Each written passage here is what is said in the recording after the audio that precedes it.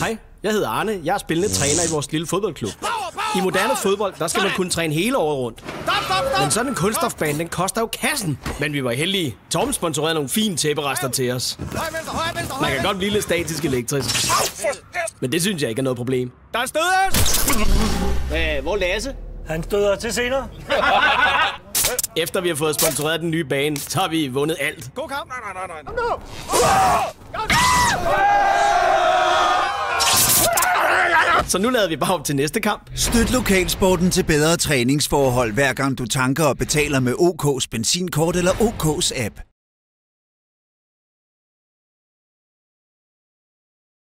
Mit navn det er Kalle. Jeg er træner for en lille cykelklub. Og jeg har simpelthen fundet på, at vi skal bruge gas som drivmiddel til at opnå større fart. Min idé er, at vi spiser kål. Og er der kål? Velbekomme. Jeg er da udmærket klar over, at det smager ikke så fantastisk godt. Er du på holdet, eller er du ikke på holdet? Jamen, jeg er på holdet. Godt, så er der afgang. Da jeg ser Benny på rulleskøjte, så kan jeg jo se, at vi går fra teori til praksis. Giv den gas! Der kommer kål! Træerne vokser jo ikke ind i himlen. Kan du høre mig? Giv lyd fra dig! Men vi skal nok klare os.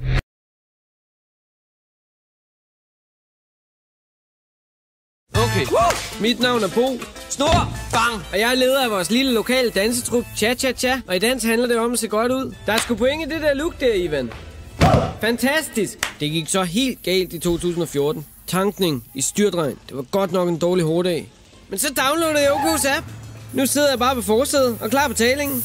Vi bliver siddende i bilen, mens den bliver vasken. Vi kan også klare parkeringen med appen. Det er sgu da smart, hva'?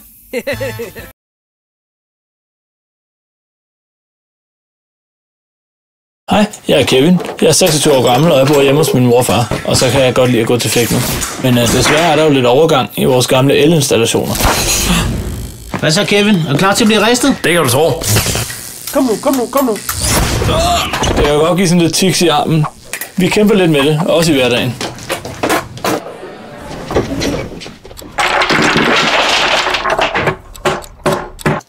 Men vi hygger os i klubben, og det er jo det vigtigste. Tak for i dag, drengen. Skål! Skål!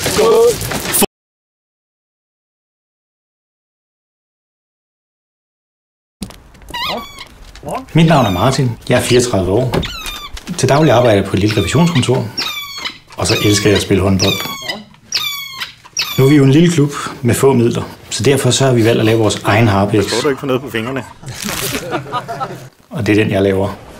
Det giver dig lidt udfordringer uden for banen.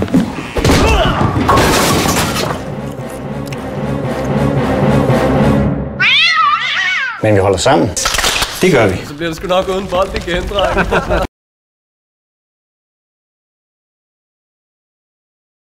Goddag, jeg hedder Bjørn. Jeg er træner for en brydeklub. Kom nu, det er sådan her. Så havde vi den der frostskade tilbage i 16, så vi kommer ikke lige i bad efter træning. Vi lugter lidt. Det giver lidt udfordringer i hverdagen. Spørgsmål? Men. Det har også en masse fordele. Kom nu, ja! Så tænker I jo nok, hvorfor bad jeg ikke bare derhjemme? De bruser, de er også gået i stykker.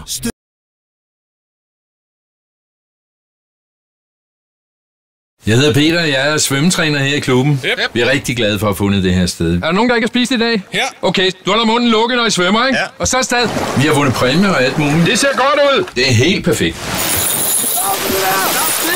Jeg vil sige perfekt og perfekt. Vi har selvfølgelig været nødt til at finde os i lystfiskerne. Der er fandme langt til OL på den her måde. Ej, en stor torsk. Mega torsk. Det er ikke sjovt, det der. Det er da meget sjovt. Husk lige at tage krogen ud. Ja, nogle dage er længere end andre.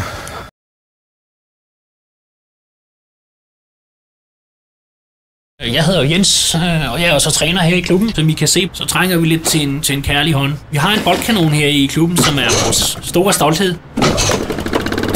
Den fungerer 100% for det meste.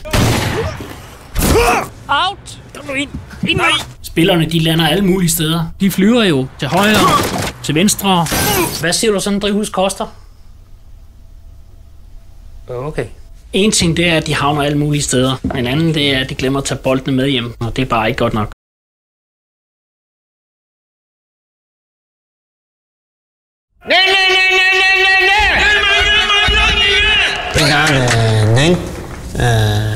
Jeg danner en klub. Der er ikke noget. De kalder mig Nossen, og det er Donald. Den er Nagnik. Nogen. Nagnik. De nagler en nu. Nu nælerne.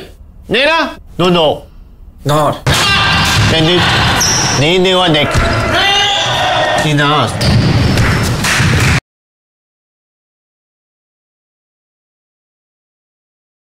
Mit navn er Carsten B. Jeg er træner her i vores traditionsrige vandskiklub. Vi har så ikke lige nogen vandski, men så var det, jeg fik en idé. I Kina, der gjorde man fødderne mindre. Hos os, der går vi fødderne større. Nå Christian, så er det din tur. Når der kommer nogle nye, så spørger dem, har du ja-hatten på, eller har du nej-hatten på? Her har vi ja-hatten på. Så ses vi om en halv time. Så har vi Jens. Han har talent. Kom så Jens, tro på det. Giv den gas. Og når alle så har fået større fødder, så mangler vi jo bare en bedre båd. Det bliver fedt det her, Jens.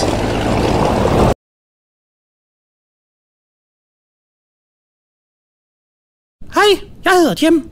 Jeg er 38 år. Jeg elsker at spille ishockey. Jim, så er det tid. Vi kunne da godt bruge mere end 2 skridtbeskyttere i klubben. Pis os. Det giver desværre nogle problemer. Også i hverdagen. Nu har jeg sagt det 1000 gange. Nu kommer jeg altså af den knallert. Kom ud! Kom ud! Men kampgejsten, det er der ikke nogen, der kan tage fra os.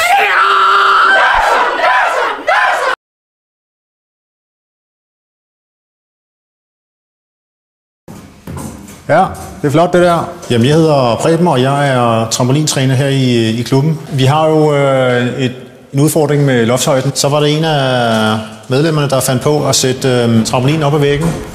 Første tanke var, jamen det kan da ikke fungere. Og så en bold, den kan hoppe på jorden, men det kan da også hoppe vandret. Jamen, vi har jo vores klubmester, Gert.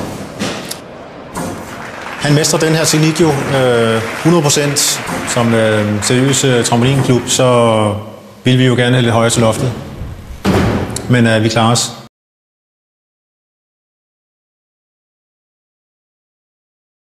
Ja, vi er jo en topseriøs fodboldklub.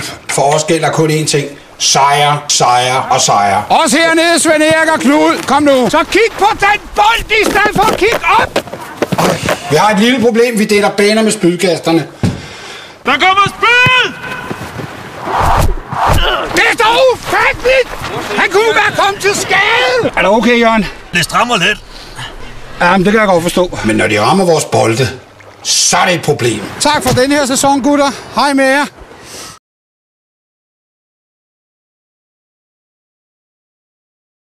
Jeg har trænet de her drenge i stangspring i 4 år.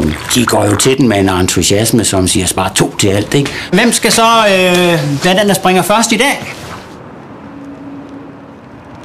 Du, slap fri. Det blev Mads. Kom så. Du skal ikke være nervøs.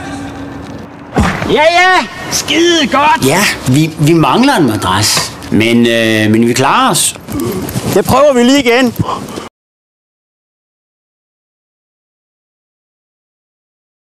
Claus, hvad drømmer du egentlig om? Altså så mentalt. En ny carport. Mit navn er Jørgen, og jeg er formand her i den lokale idrætsforening. Det mentale betyder bare alt i sport. Ja, det bliver så op på mit kontor. Men som mentaltræner koster kassen 600 kroner. Ja. I timen. Men så fik jeg den geniale idé. Virkelig mærkeligt. Hypnose. Når jeg knipser, så er du ikke længere Per, men Jeanette Ottesen.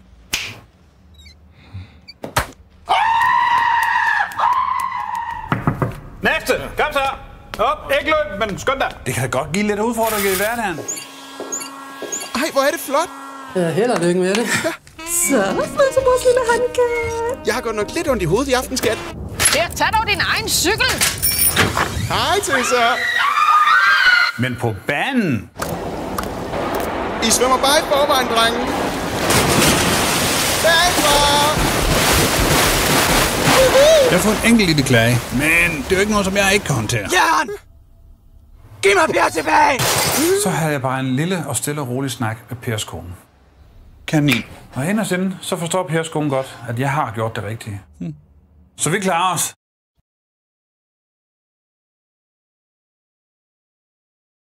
Sport ligger ikke i armene, og sport ligger ikke i benene. Alt ligger her ved hovedet. Det er mentalt. Tænk over det, når du går ud og laver dine pomfritter. Mit navn er Jørgen, og jeg er formand her i den lokale idrætsforening. Man er vel gammel håndboldspiller. Man glemmer det jo aldrig. Det mentale betyder bare alt i sport. Alt sport er mentaltræning. Forstår I, hvad jeg mener?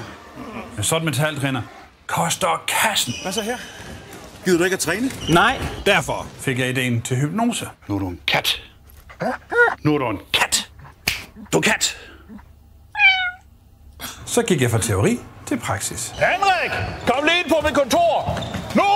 Du får meget nej-hatten på, Henrik. Når jeg knipser, så siger du ja til alt. Må jeg stikke en finger i øjet på dig? Ja. Det kan da godt give lidt udfordringer i hverdagen. En træbøjle. 5 kroner for bøjlen. Ja. 500 kroner for bøjlen. Ja. 10.000 kroner. Ja. Skal du kigge på min dame? Ja. Lige der gang idiot. Ja. Ja. Synes du egentlig, at min røv ser stor ud i de her bukser? Ja. Vi låner lige din bil til Sonny Beach. Ja. Stik os lige 10.000. Ja. Men i sportens tegn, så kan hypnose noget. Som i alt nyt, så har vi naturligvis også nogle udfordringer. Vi er jo bare mennesker. Men det er jo ikke noget, som jeg ikke kan håndtere.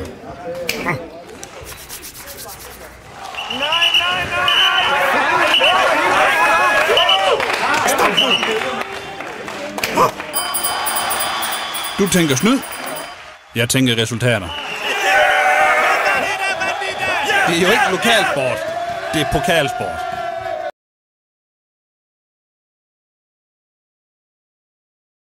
Mit navn er Jørgen, og jeg er formand her i den lokale idrætsforening. Husk at slukke det lys! Jeg har jo 180 medlemmer her i foreningen.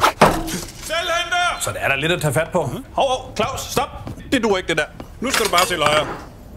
Sådan. Så er der dobbelt op på indtjeningen. Kør hurtigt herop. Det mentale betyder bare alt i sport. Hvad laver du? Gert, så er der op ad den trap. Kom så, Gert! Sådan en mentaltræner koster kassen. Gert, for fanden! Jeg tør ikke. Så er det derudad! Og det har vi ikke råd til her i foreningen. Kom så, Gert! Du skal bare tro på det! Det er jo ikke særlig højt, Gert! Tro på det! Men så fik jeg en genial idé. Lasse, lover du en kylling? Hypnose. Så gik jeg fra teori til praksis. Gert, når jeg knipser, så er du ikke bange for noget som helst. Ja, det kan da godt give lidt udfordringer i hverdagen. Velsebo.